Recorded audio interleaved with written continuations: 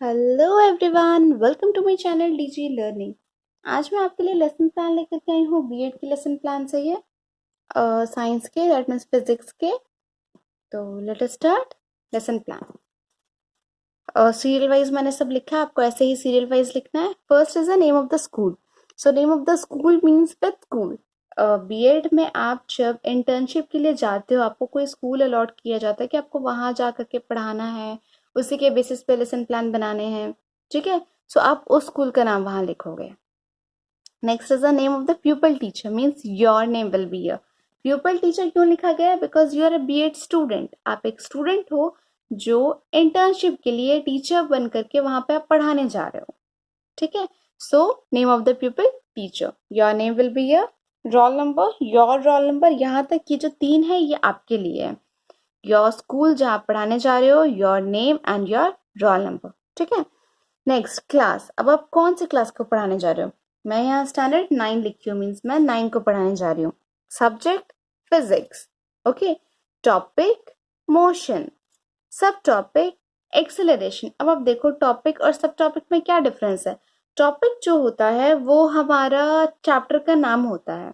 ठीक है, और जो सब टॉपिक होता है, अब एक चैप्टर में तो कितने सारे टॉपिक्स होते हैं। कोई भी एक टॉपिक उठाओ और लिख दिया। कोई भी एक टॉपिक जो आज हम पढ़ाने जा रहे हैं, जैसे आज मैं यहाँ एक्सेलरेशन पढ़ाने जा रही हूँ, तो मैंने यहाँ एक्सेलरेशन लिखा है। ओके, सो टॉपिक और सब टॉपिक ध्यान से लिखना। एक टॉपिक के अंदर में 8 से 10 सब टॉपिक्स आप आराम से निकाल सकते हो, और 8 से 10 लेसन प्लान बन सकते हैं एक चैप्टर से। कितने सारे सब टॉपिक्स होते हैं। ठीक है, तो मैं यहाँ मोशन की टॉपिक ली हूँ और सब टॉपिक में एक्सेलरेशन ली हूँ। Period, fourth period. ड्यूरेशन कितने टाइम का है, कहीं 30 होता है, 35 होता है, 40 होता है, मैंने यहाँ 45 लिखा है। Next is the teaching ads, क्या क्या एड्स लेकर के जा रही हूँ, तो वो डिपेंड करता है। ठीक है, आप मॉडल बना के लेके जा रहे हो, आप चार्ट बना के लेके जा रहे हो, आप जो बना के लेके जा रहे हो आप उसे वहां पे लिखना है। So I have written here chart, chalk, black board, etcetera. Next is the teaching method. Teaching method बहुत सारे होते हैं। डिस्कशन मेथड होते हैं, question answer method, presentation method, lecture method, काफी सारे मेथड होते हैं, है ना। आप तो ये सब बीएड में आप लोग पढ़ ही रहे हो। तो अब हम यहाँ पे कौन कौन सा मेथड यूज करेंगे। सबसे पहली बात तो ये साइंस सब्जेक्ट है। साइंस सब्जेक्ट है मीन्स पहला तो आप तो लेक्चर दे रहे हो एज अ टीचर। लेक्चर तो आप दे रहे हो, तो यहाँ पे मैंने लिख दिया एज अ लेक्चर मेथड। ठीक है, second is the presentation method. आप जो भी चार्ट वगैरह लेके जा रहे हो, आप उसे अच्छे से प्रेजेंट कर रहे हो, प्रेजेंट करके आप उन्हें एक्सप्लेन कर रहे हो, so presentation method. And third I have written the question answer method. Question answer method means आप अपने क्लास को इनोवेटिव तो बनाओगे। साइंस तो ऐसा नहीं है ना कि जस्ट बोला और निकल गया, क्लास में गए, लेक्चर दिए, निकल गए, किसी को कोई मतलब नहीं है। वैसा नहीं हो सकता है ना साइंस में। तो साइंस में मैंने यहाँ लिखा है question answer method means the students can ask the question from the teacher. हाँ, मुझे ये नहीं समझ में आया, फिर से एक्सप्लेन कीजिए या what ever. And the teacher can also ask the question from the student. Teacher भी बच्चों से क्वेश्चन पूछ सकते हैं and the students will reply them. तो अपने क्लास को इनोवेटिव बनाने के लिए हम कितना कुछ करते हैं, क्वेश्चन आंसर मेथड। ओके, ये था हमारा सीरियल वाइज में लिखा गया है, आप इसी पार्ट में लिखेगा, कोई डाउट नहीं है। Okay, is the general aim. General aim जो होता है हमारा, ये जनरली साइंस सब्जेक्ट के लिए होता है। ठीक है, हम जो सब्जेक्ट पढ़ाने जा रहे हैं उस सब्जेक्ट से हम क्या सिखाने जा रहे हैं बच्चों को। So in general aim I have written to develop, point wise है, मैं यहाँ पॉइंट देना भूल गई हूँ, so I am giving it. Okay, point wise है सारा।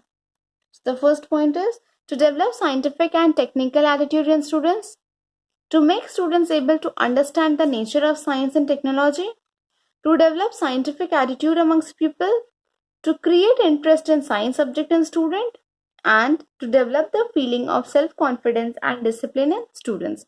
तो ये जो था, ये जो 5 पॉइंट जो हमने जनरल एम में लिखा है वो साइंस सब्जेक्ट के लिए, मतलब साइंस सब्जेक्ट से बच्चे क्या क्या सीखेंगे। ठीक है, क्या क्या इफेक्ट आएगा उसमें, ये साइंस सब्जेक्ट के लिए। सो इन दिस वन, ये जो जनरल एम है, ये आप कोई भी लेसन प्लान बना रहे हो साइंस का, फिजिक्स, केमिस्ट्री, बायो, कोई भी आप लेसन प्लान बना रहे हो, उसमें आप ये सेम जनरल एम डाल सकते हो, कोई प्रॉब्लम नहीं होगा। ठीक है, सेम जनरल एम आप उसमें डाल सकते हो, ये साइंस सब्जेक्ट के लिए। Next comes to the specific objective. ये जो हमारा स्पेसिफिक ऑब्जेक्टिव है, ये होता है कि हम जो चैप्टर जो टॉपिक पढ़ाने जा रहे हैं उस टॉपिक से बच्चे क्या सीखेंगे। So here I have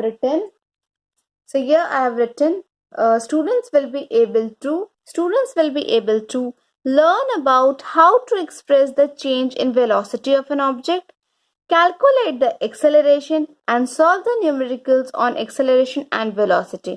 यहाँ पे भी आपके 3 होने चाहिए, ठीक है।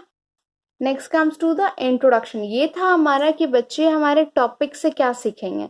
जो टॉपिक से सीखेंगे वो हम स्पेसिफिक ऑब्जेक्टिव में लिखेंगे, और जो सब्जेक्ट से सीखेंगे वो हम जनरल एम्स में लिखेंगे। क्लियर है? नेक्स्ट, मैं भूल गई थी, मैंने इंट्रोडक्शन बोल दिया। Our next point is the previous knowledge. आप ही बच्चों के टीचर हैं, आप ही उसे पढ़ा रहे हैं, आप ही इसके पहले वाले टॉपिक उसे पढ़ाए थे, तो बच्चों को क्या क्या नॉलेज ऑलरेडी है वो भी हमें यहाँ लिखना पड़ता है। So previous knowledge is students have at least general familiarity with motion along a straight line, distance and displacement. Okay, next point is the introduction. Now comes to the introduction. Introduction में here is the serial number, ठीक है, यहाँ है आपका pupil teacher activity और यहाँ है students activity. So here first question the teacher will ask, what do you know about motion? Now the students will say, when the position of an object changes with time is known as motion. Good. Now tell me about distance and displacement. So now the student will say, distance, the amount of separation between the object or 2 points, and the shortest distance measured from the initial and the final position of an object is known as the displacement. Students ने दे दिया answer. What is speed? Now the students will say, speed is the distance covered per unit time. Remember this. Introduction में मैंने यहाँ 3 questions लिखा है ना. You have to write 3 questions minimum. 3 से आप ज्यादा लिख सकते हो, आप 4-5 कर सकते हो, बट 3 से कम नहीं कर सकते हो। 3 से कम रहा ना, टीचर बोलेगी एक और क्वेश्चन लिख के रहो और नीचे आपके पास जगह नहीं होगा लिखने के लिए, क्योंकि इसके नीचे आता है अनाउंसमेंट ऑफ द टॉपिक। ठीक है, मेरे यहाँ स्पेस नहीं है इसलिए मैंने पीछे लिखा है। इसलिए मिनिमम 3 क्वेश्चंस लिख करके ही जाना। मैं बार बार बोल रही हूँ, 3 से एक भी क्वेश्चन कम हुआ your teacher will cut it out. Clear? Announcement of the topic. So today we will study about acceleration. Teacher is announcing the topic. And now comes to the presentation part. ये बहुत important part होता है हमारे lesson plan का। ये बहुत ही ध्यान से सोच समझ करके बनाना पड़ता है, ठीक है, बनाना चाहिए। प्रेजेंटेशन, सबसे पहले प्रेजेंटेशन पार्ट के लिए हमें ये दोनों ही पेजेस की जरूरत होती है। तो या तो आप लोग को रजिस्टर मिला है कॉलेज से, आप उसमें लिख सकते हो, या फिर आपको जो भी नोटबुक जो भी टीचर बोलिए आप उसमें लिखोगे। तो प्रेजेंटेशन मिडिल शीट में हमेशा होता है, ऐसे दोनों page. So here first is the serial number, next teaching point, प्यूपिल teachers activity, students probable activity, black board work और टीचिंग एड्स एंड इवोल्यूशन।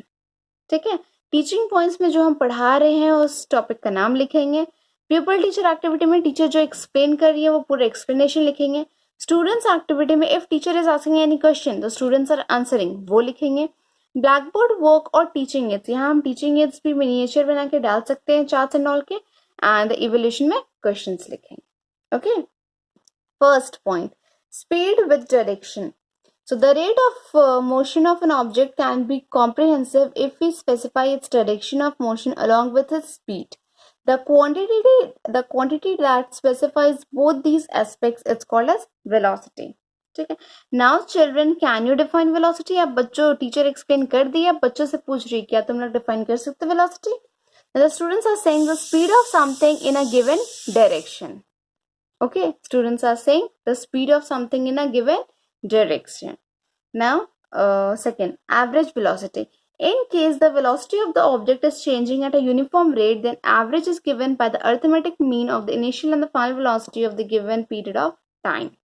ठीक है, now this is the blackboard work. ये जो हमारा blackboard work है, इसे हम black KG sheet लेकर के आप उसे कट करके उसमें सिल्वर पेन से लिख सकते हो। सो ब्लैकबोर्ड वर्क ब्लैक में होता है, इसलिए हम हमेशा इसे ब्लैक से ही करते हैं, ब्लैक पेपर ही स्टिक करते हैं।